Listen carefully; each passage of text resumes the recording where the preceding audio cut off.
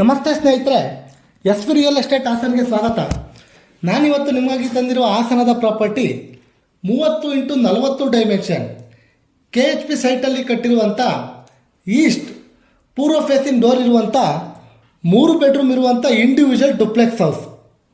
ಈ ಮನೆಗೆ fully wood work ಕೂಡ ಆಗಿದ್ದು ಕಾರ್ ಪಾರ್ಕಿಂಗ್ ಮತ್ತು ಓನ್ ಬೋರ್ವೆಲ್ ಕೂಡ ಇದೆ ಸ್ನೇಹಿತರೆ.